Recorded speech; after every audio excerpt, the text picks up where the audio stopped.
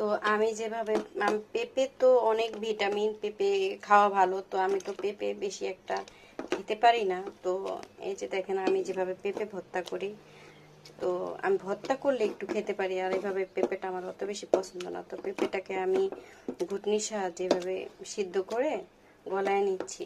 তারপরে হচ্ছে আমি যে এটাকে কি বলে, সরিষা দিয়ে বাগার দিব। তো এই যে আমি এভাবে দিয়ে নিয়েছি শুকনা মরিচ, রসুন কুচি, এগুলো দিলাম।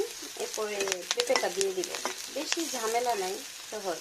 তো এই যে আমি পেঁপেটা দিয়ে দিয়েছি। এই পেঁপে ভর্তাটা কিন্তু অনেক মজা। অনেকে হলুদ দেয়, কিন্তু আমার অপশনাল, হলুদ আমি দিই না। আমার কাছে পেঁপে ভর্তা হলুদ দিলে যে কেমন লাগে, আমার কাছে এই যে কেমন অফ হোয়াইট একটা কালার থাকে, এটাই আমার কাছে ভালো লাগে। আমি পেঁপে ভর্তা কখনই, আপনাদের দিতে মন চাইলে আপনারা দিবেন, আমার ভালো লাগে না তাই আমি দিই না। ধনিয়া পাতা হলে ভালো হইতো।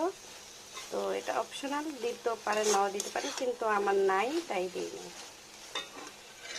মজাদার একটা ঘন ডাল হয়েছে।